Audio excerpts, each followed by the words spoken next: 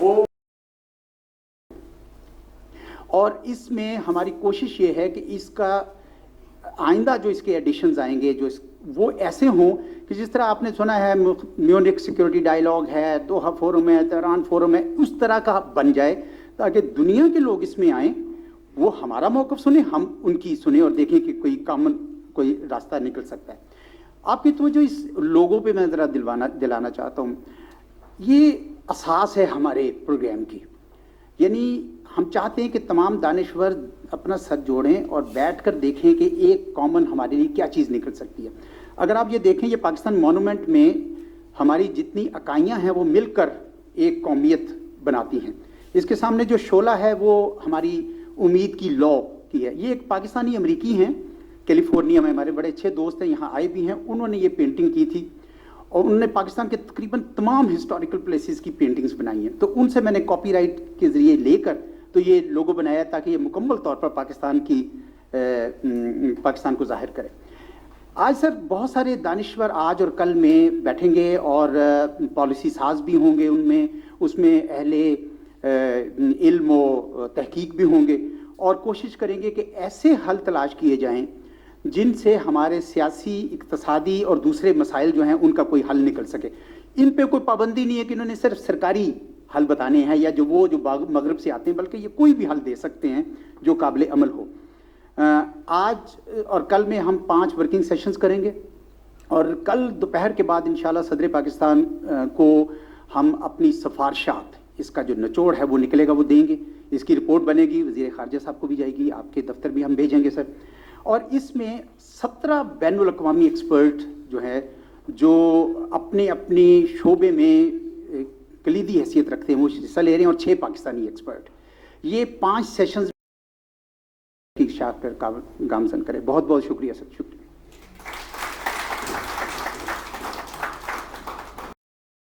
خیالات کا اظہار کریں۔ وزیر خارجہ شاہ محمود قریشی 2 مرتبہ پاکستان اسٹریٹجک اسٹڈیز اسلام آباد کے پیٹرن ہیں۔ سر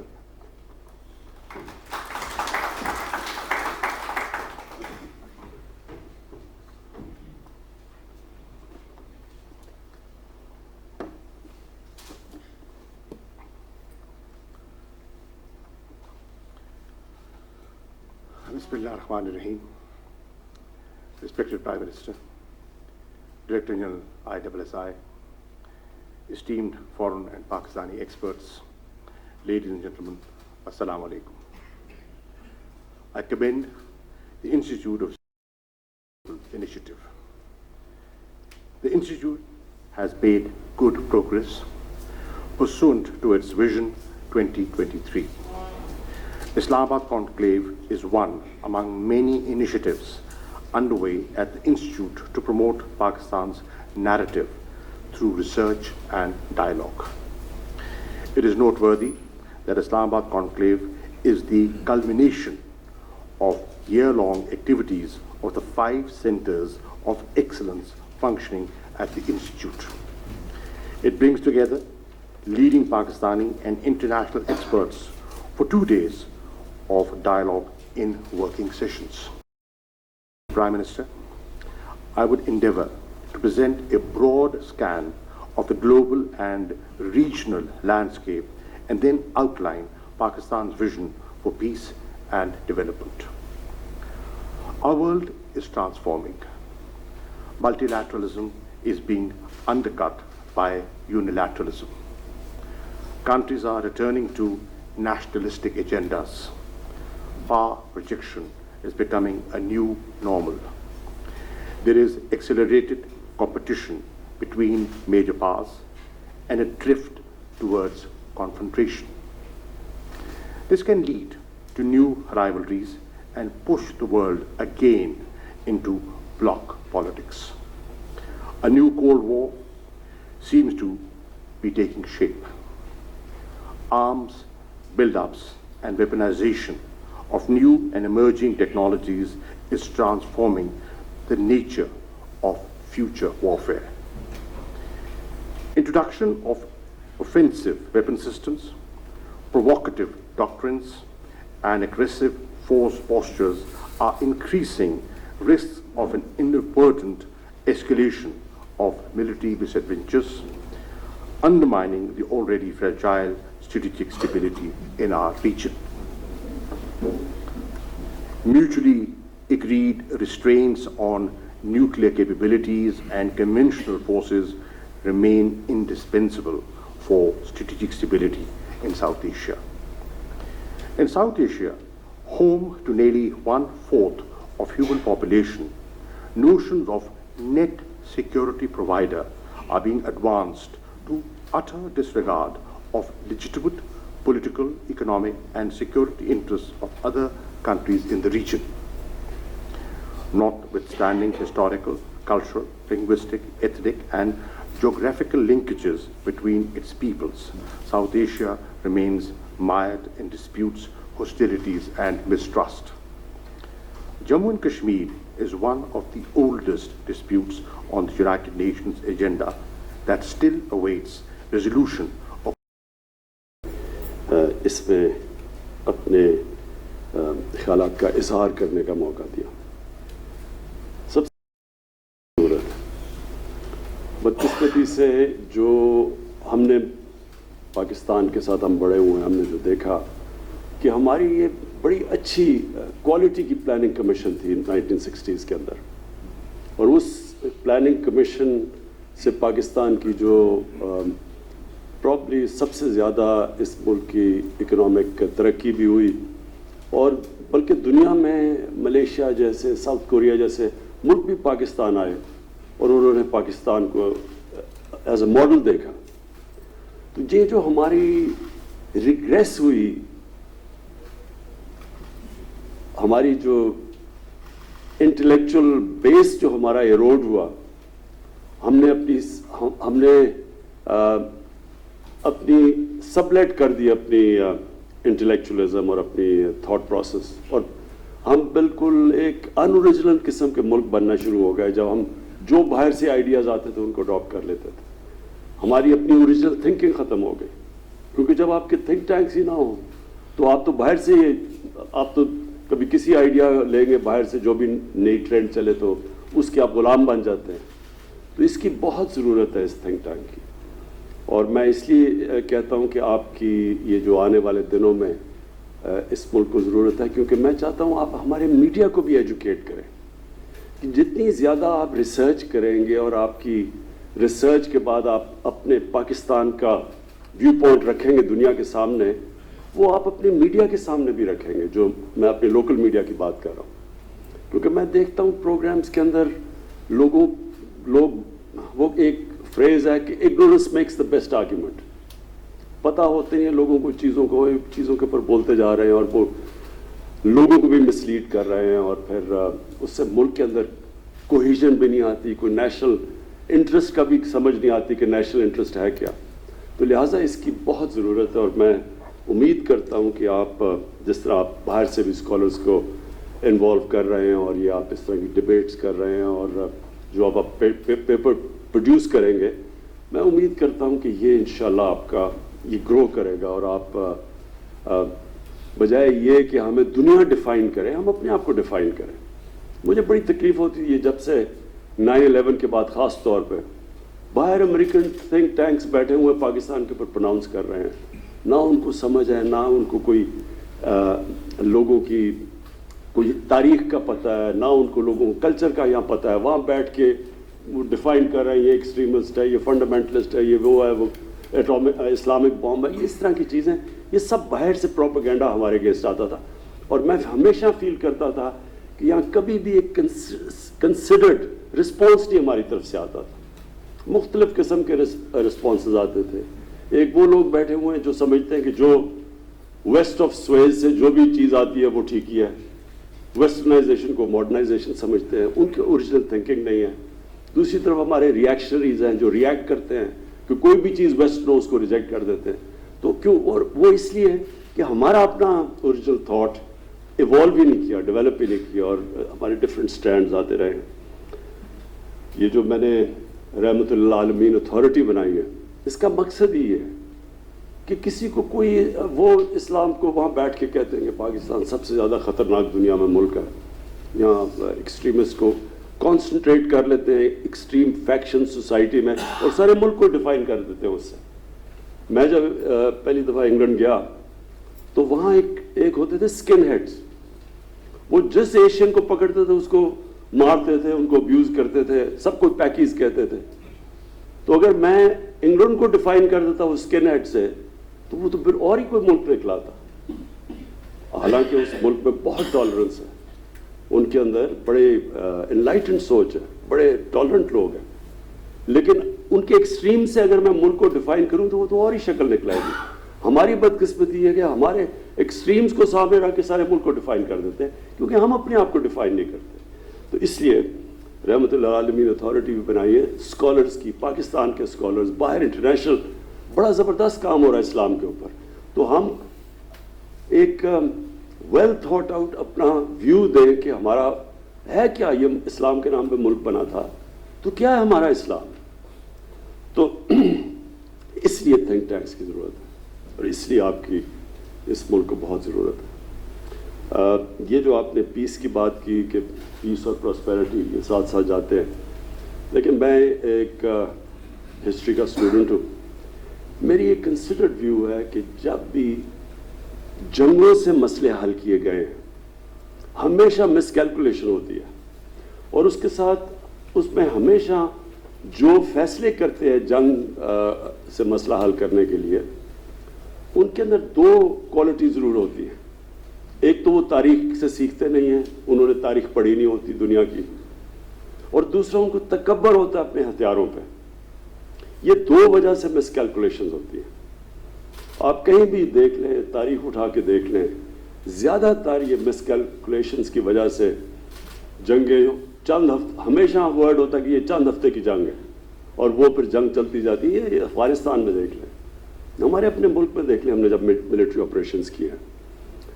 یہ ابھی دیکھ لیں, یہ جو ایتھیوپیا نے ٹیگرے کے اندر وہ کیا, خود اس کے پرائم منسٹر, اور میں اس کو جانتا بھی ہوں اچھی طرح, کہتے ہیں یہ چند ہفتے کی بات ہے.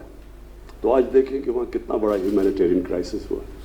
سو میرا یہ کنسیڈرڈ اوپینین ہے کہ جنگوں سے جو بھی مسئلہ حل کرنے کی کوشش کرتا ہے وہ بالکل اور نہ اس کو تاریخ کا پتہ ہوتا ہے اور وہ انسانیت کا نہیں سوچتا, کیونکہ اتنی زیادہ ابھی افغانستان میں سفرنگ دیکھیں آپ کتنی ہے. تو ہمیں ہمیشہ کوشش کرنی چاہیے, لاسٹ منٹ تک پوری کوشش کرنی چاہیے کہ ڈائیلاگ سے ہم اپنے مسئلے حل کریں. ہمارا سب سے بڑا مسئلہ ایک ہی ہے, ساؤتھ ایشیا, سارے ساؤتھ ایشیا کو ہاسٹیج رکھا ہوا ہے, وہ ہے کشمیر کا مسئلہ.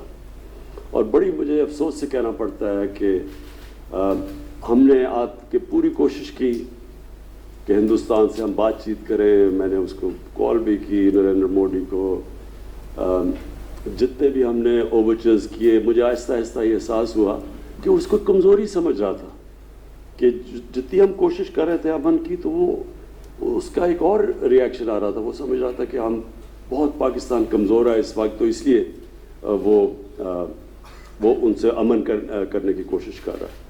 اور بدقسمتی سے دوسری چیز یہ کہ ایک ہمارا ایک نارمل ہندوستان کی حکومت سے ہمارا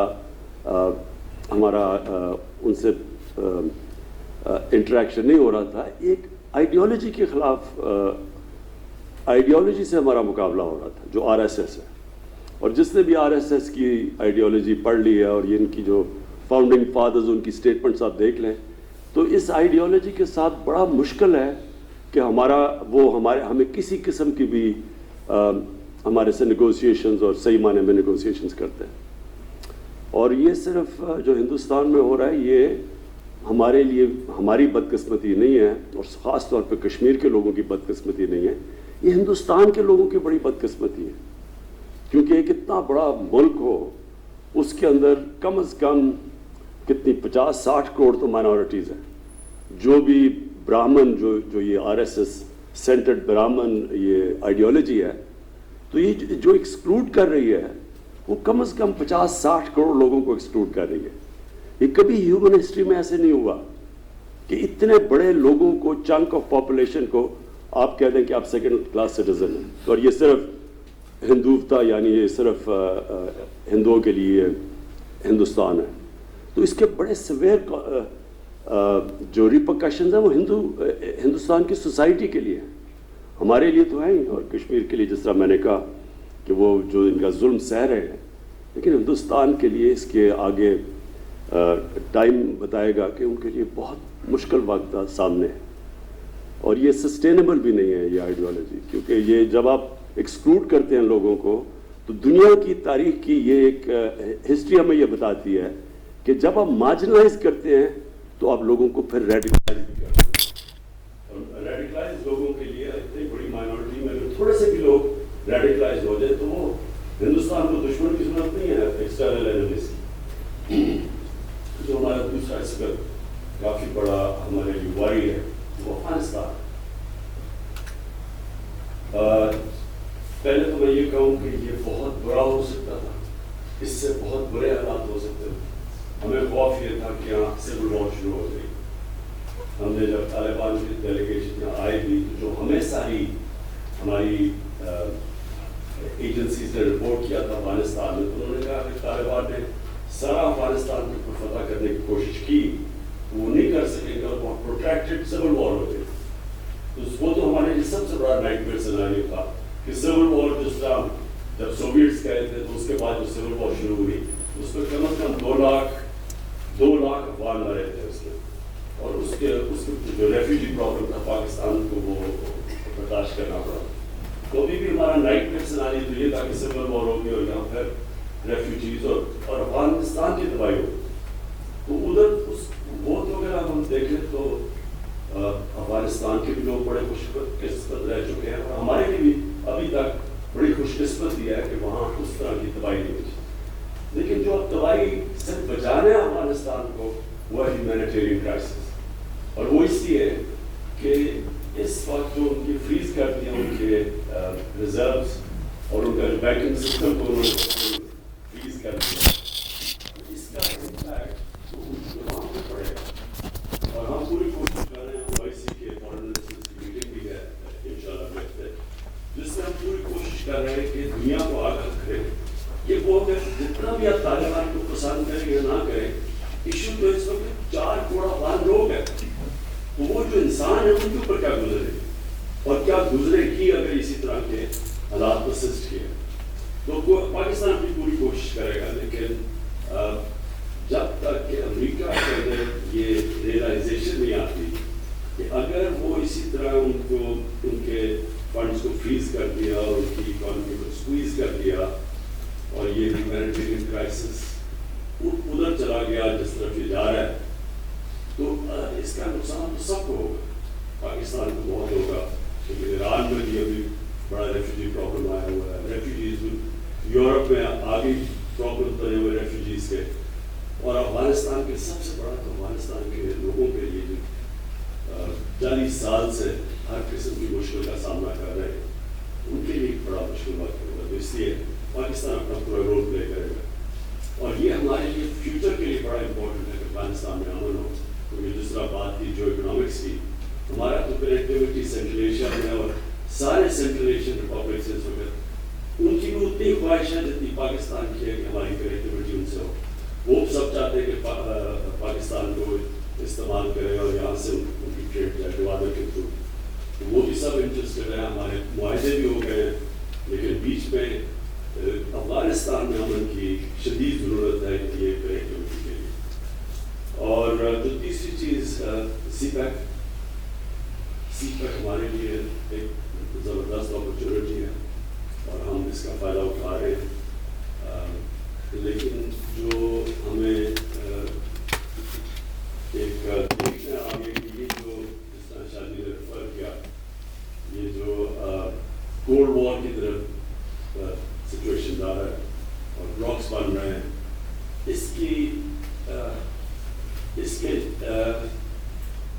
اس بلاکس کے بننے کو روکنے کے لیے پاکستان کو پوری کوشش کرنی چاہیے، کیونکہ ہمیں کسی بلاک کا حصہ نہیں بننا چاہیے۔ یہ جو پہلے کولڈ وار تھی اس سے بھی دنیا کو بڑا نقصان ہوا، اور یہ جو اب بننے جا رہی ہے کولڈ وار، اس سے بھی پاکستان ہم وہ ملک نہیں چاہتا کہ جو پھنس جائے اسی جس طرح ہم پچھلی بار حصہ بنے تھے کولڈ وار میں۔ ہم چاہتے ہیں کہ ہم اگر لوگوں کو اکٹھا کرے. ہم نے پوری کوشش کی جب سعودی عربیہ اور ایران کا اسٹینڈ آف تھا تو پاکستان نے بڑا رول پلے کیا اور اپریشیٹ کیا گیا دونوں ملکوں نے کہ ہم نے وہ ایک بڑا کرٹیکل فیز تھا جدھر ان کے اندر کانفلکٹ ہو سکتی تھی. تو ہم نے اپنی پوری کوشش کی اور انہوں نے اپریشیٹ بھی کیا. ہم یہ بھی چاہتے ہیں کہ اب یہ جو امریکہ اور چائنا کے بیچ میں یہ جو کولڈ وار ہے, پاکستان نے جس طرح 1970 میں اوپن کیا تھا چائنا امریکہ کے لیے, اسی طرح ہم ابھی بھی کوشش کرتے ہیں کہ ہم کسی طرح یہ جو ان کے فاصلے بڑھتے جا رہے ہیں اس کو روکیں.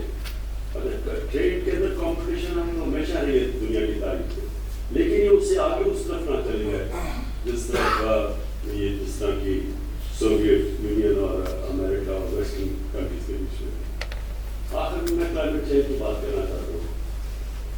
ہماری گورنمنٹ پہلی گورنمنٹ تھی جس نے اس کو فلیگ کیا. جب ہم نے 2013 میں پختونخوا میں فیصلہ کیا بلین ٹری سونامی میں, تب سے پتہ چلنا شروع ہو گیا تھا, سائنس آ گیا تھا پاکستان میں کہ گلوبل وارمنگ سے ہمالیہ کے جو گلیشیئرز ہیں وہ پگھلنا شروع ہو گئے. تو اور پھر گلیشیئر لیکس بننی شروع ہو گئی. اور دیہات میں جو لوگ رہتے تھے اور میری طرح کا جو کہ زیادہ ٹریکنگ اور شوق تھا دیہات میں جانے کا اور پہاڑوں پہ جانے کا, تو ہمیں تو سائنس 20 سال پہلے شروع ہو گئے تھے آنے کہ موسم گرم ہونا شروع ہو گیا, لیکن تب کوئی اتنا سیریس نہیں لیتا تھا اس کو.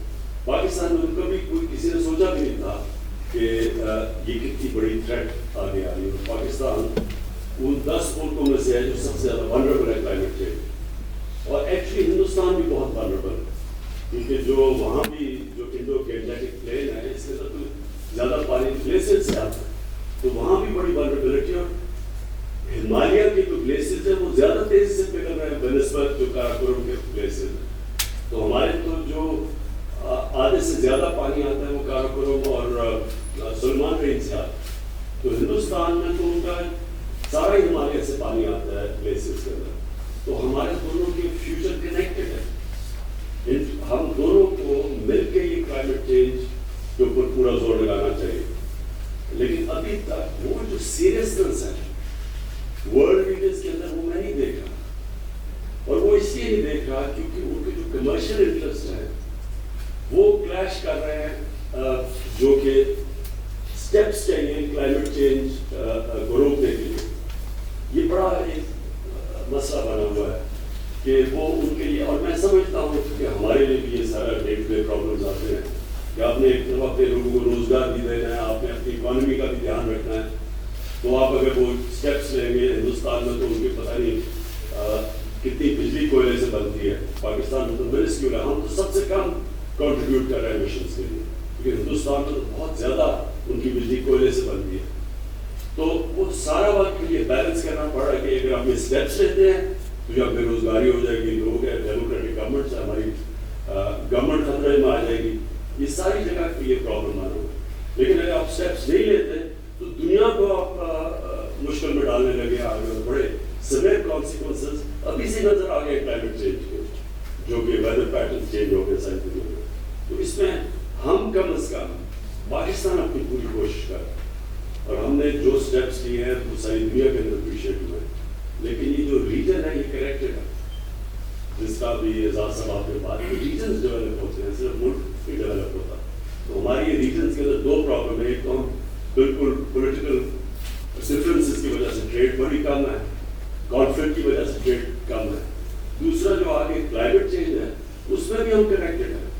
تو اس لیے ہم دعا کرتے ہیں کہ ایک دن ہندوستان میں ایسی حکومت آئے جس سے ہم لاجک سے اور سینٹی سے بات چیت کر سکے اور اپنے مسئلے حل کر سکے. ہمارا مسئلہ صرف کشمیر کا ہے, اور کشمیر کا مسئلہ بھی بندوقوں سے اور بم سے نہیں حل ہونے لگا.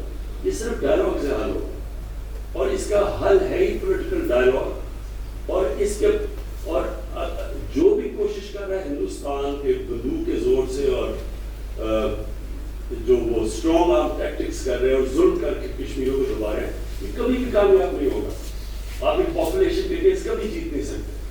اگر پاپولیشن کے کیس جیت سکتے تو امریکہ افغانستان میں جیت چکا ہوتا. اس سے طاقتور فوج تو کبھی آئی نہیں ہے دنیا کی تاریخ. اس لیے ہم امید رکھتے ہیں کہ ہندوستان میں ایک گورنمنٹ آئے گی جس کے ساتھ ہم بیٹھ کے ڈائلاگ ٹیبل پہ اپنا کشمیر کا مسئلہ حل کریں اور اس کے بعد جوائنٹلی کئی چیزیں ہم فائٹ کر سکتے ہیں. جو پولوشن ہے لاہور میں جو جتنا مرضی آپ لاہور میں کچھ کر رہے ہیں لیکن وہ جو آپ سیٹلائٹ سے دیکھ رہے ہیں کہ وہ تو دلی سے لے کے سارے پنجاب سے پورا پولوشن کا خبر آ گیا. تو جب تک دونوں ملک نہیں مل کے بیٹھیں گے وہ لاہور کی ہم جتنی بھی چیزیں کریں گے ہم صرف آدھا ہی مسئلہ حل کریں گے. آدھا مسئلہ تو جب تک جوائنٹ دونوں ملک مل کے نہیں کریں گے کہ مسئلہ نہیں حل ہو سکتا.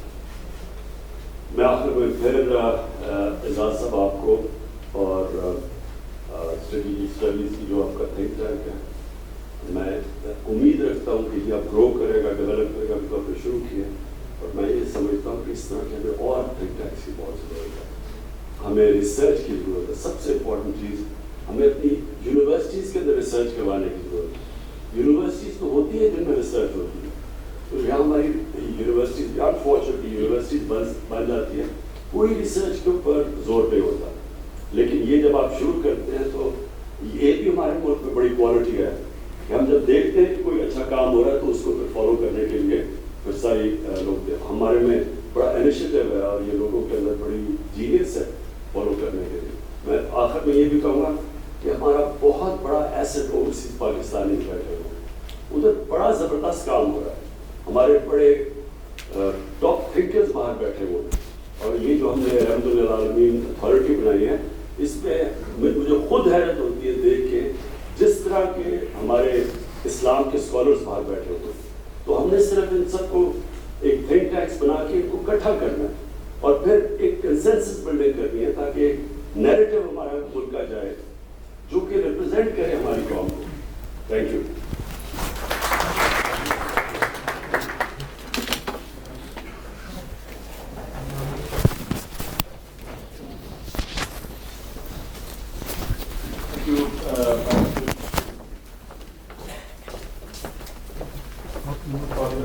ساتھ ہی ہمارا اسلام آباد کانفرنس کا سیشن کام پہنچتا ہے. پلیز جوائن اس اور یہ بتائیں ادھر بھاگ رہے ہیں ادھر بیٹھ رہے ہیں آپ. یہ ادھر بیٹھا تھا. آج ہمارا کوئی بندہ نہیں ہے. آج ہمارا کوئی بندہ نہیں ہے. کوئی بس ہمیں بھیجا ہے صبح کے لیے.